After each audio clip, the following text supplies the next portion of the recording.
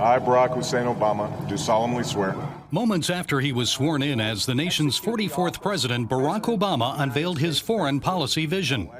Our security emanates from the justness of our cause, the force of our example, the tempering qualities of humility and restraint. America must play its role in ushering in a new era of peace.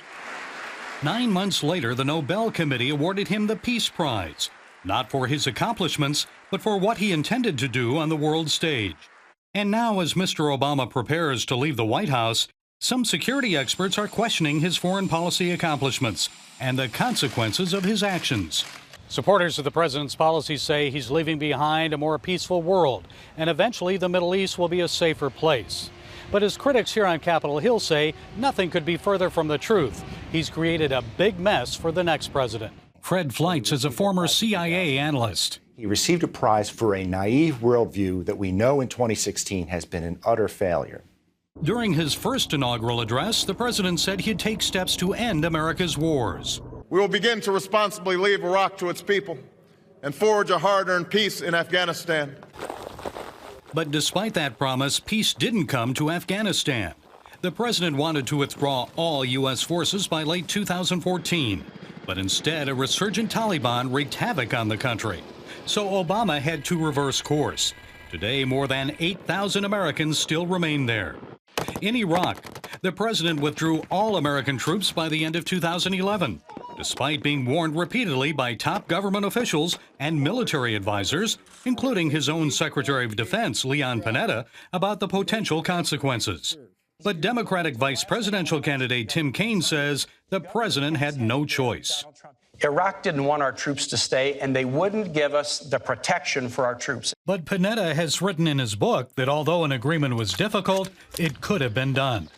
And critics, including GOP vice presidential candidate Mike Pence, say Obama's premature withdrawal from Iraq helped lead to the rise of the deadly Islamic terrorist group ISIS. The sacrifices the American soldier made were squandered in Iraq because this administration created a vacuum in which ISIS was able to grow. And once ISIS was on the scene after Obama's withdrawal from Iraq, it carried out a horrible genocide against Christians, Yazidis, and others in Iraq and Syria, causing a humanitarian crisis in the Middle East and Europe.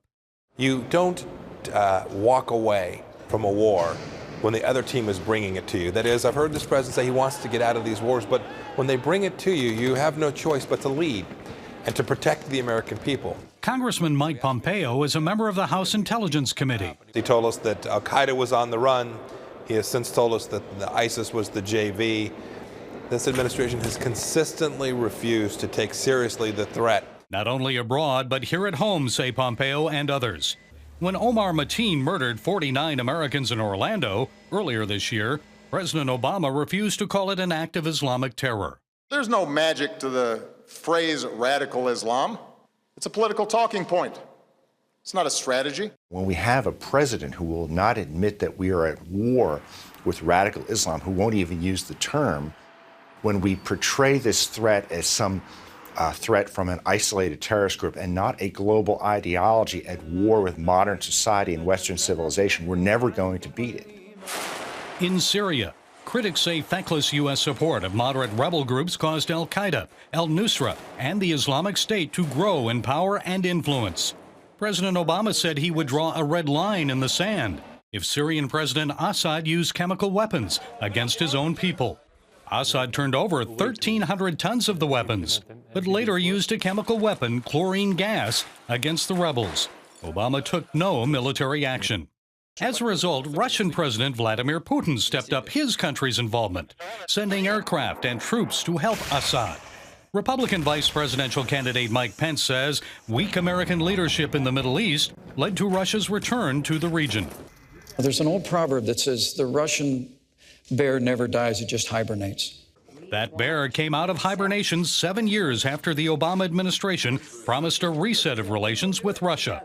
And Putin moved not only in Syria, but also in Georgia, Crimea, and Ukraine. We watched the Russians take 1/5 of a sovereign nation, and America's response was almost nothing.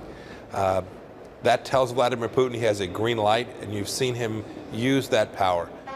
In Egypt, Mohammed Morsi of the Muslim Brotherhood took office as president in the summer of 2012.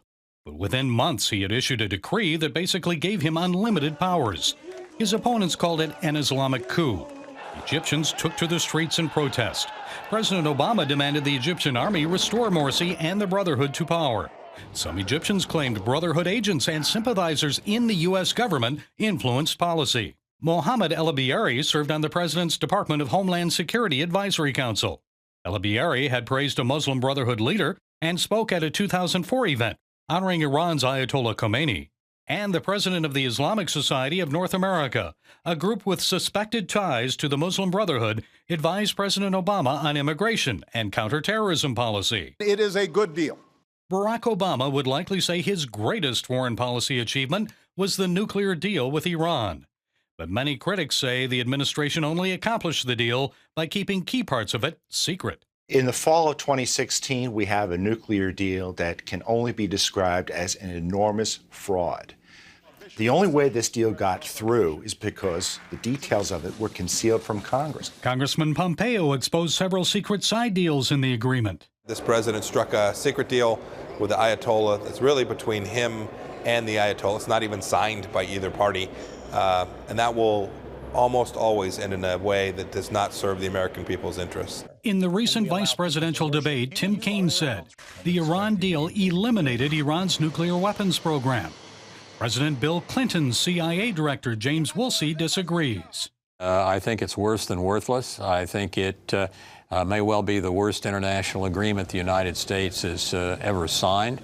I think it will enhance Iran's ability to move quickly to have a nuclear weapon and not slow it down. The reason is Iran can continue to enrich uranium, develop advanced centrifuges, and will have a reactor that produces plutonium that is being redesigned by the Chinese and will not be monitored by a process set up by this treaty.